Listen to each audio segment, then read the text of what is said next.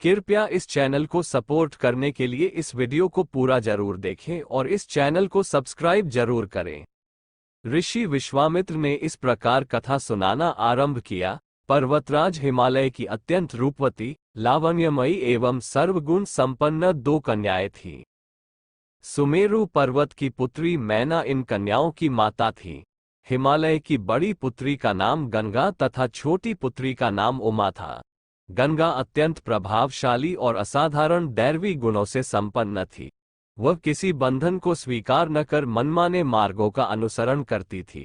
उसकी इस असाधारण प्रतिभा से प्रभावित होकर देवता लोग विश्व के ज्ञान की दृष्टि से उसे हिमालय से मान कर ले गए। पर्वतराज की दूसरी कन्या उमा बड़ी तपस्विनी थी।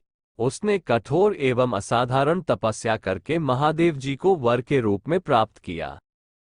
विश्वामित्र के इतना कहने पर राम ने कहा, गे भगवान, जब गंगा को देवता लोग सुरलोक ले गए तो वह पृथ्वी पर कैसे अवतरित हुई और गंगा को त्रिपतगा क्यों कहते हैं?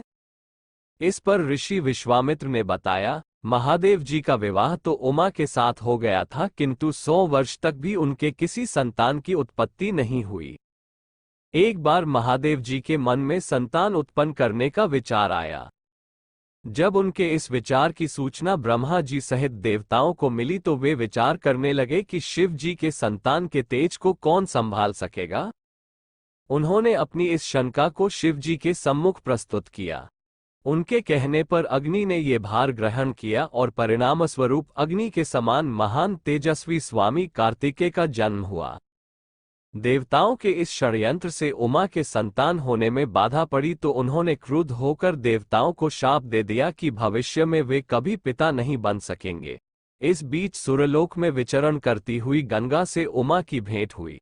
गंगा ने उमा से कहा कि मुझे सुरलोक में विचरण करत हुए बहुत दिन हो गए हैं। मेरी इच्छा है कि मैं अपनी मातृभूमि पृथ्वी पर विचरण करूं। उमा ने गंगा आश्वासन दिया कि वे इसके लिए कोई प्रबंध करने का प्रयत्न करेंगी। वत्स राम, तुम्हारी ही अयोध्यापुरी में सगर नाम के एक राजा थे। उनके कोई पुत्र नहीं था। सगर की पटरानी केशिनी विदर्भ प्रांत के राजा की पुत्री थी। केशिनी सुंदर, धर्मात्मा और सत्यपरायण थी। सगर की दूसरी रानी का नाम सुमति थी, जो राजा अरिष्टनेमी की कन्या थी। दोनों रानियों को लेकर महाराज सगर हिमालय के भृगुप्रस्रवण नामक प्रांत में जाकर पुत्र प्राप्ति के लिए तपस्या करने लगे। उनकी तपस्या से प्रसन्न होकर महर्षि भृगु ने उन्हें वर दिया कि तुम्हें बहुत से पुत्रों की प्राप्ति होगी। दोनों रानियों में से एक का केवल एक ही पुत्र होगा जो कि वंश को बढ़ाएगा और दूसरी के 60,000 पुत्र होंगे। कौन सी रानी कितने पुत्र चाहती है, इसका निर्णय वे स्वयं आपस में मिलकर कर ले। केशिनी ने वंश को बढ़ाने वाले एक पुत्र की कामना की और गरुड़ की बहन सुमति ने 60,000 बलवान पुत्रों की। उचित समय पर रानी केशिनी ने असमंजस नामक पुत्र को जन्म दिया।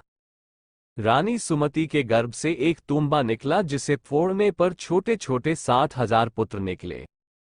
उन सबका पालन पोषण घी के घड़ों में रखकर किया गया। कालचक्र बीतता गया और सभी राजकुमार युवा हो गए।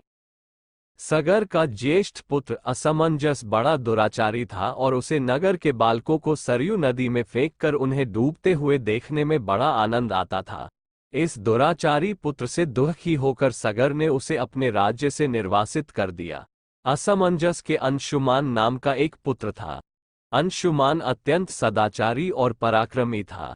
एक दिन राजा सगर के मन में अश्वमेघ यज्ञ करवाने का विचार आया। शीघ्र ही उन्होंने अपने इस विचार को कार्यरूप में परिणत कर दिया। राम ने ऋषि विश्वामित्र से कहा, गुरुदेव, मेरी रुचि अपने पूर्वज सगर की यज्ञ गाथा को विस्तार पूर्वक सुनने में है। अतः कृपा करके इस वृतांत को पूरा पूरा सुनाइए। राम के इस तरह कहने पर ऋषि विश्वामित्र प्रसन्न होकर कहने लगे, राजा सगर ने हिमालय एवं विंध्याचल के बीच की हरी भरी भूमि पर एक विशाल यज्ञ मंडप का निर्माण करवाया। फिर अश्वमेघ यज्ञ के लिए श्यामकर्ण घोड़ा छोड़कर उसकी रक्षा के लिए पराक्रमी अंशुमान को सेना के साथ उसके पीछे पीछे भेज दिया। यज्ञ की संभावित सफलता के परिणाम की आशंका से भयभीत होकर इंद्र ने एक राक्षस का रूप धारण करके उस घोड़े को चुरा लिया।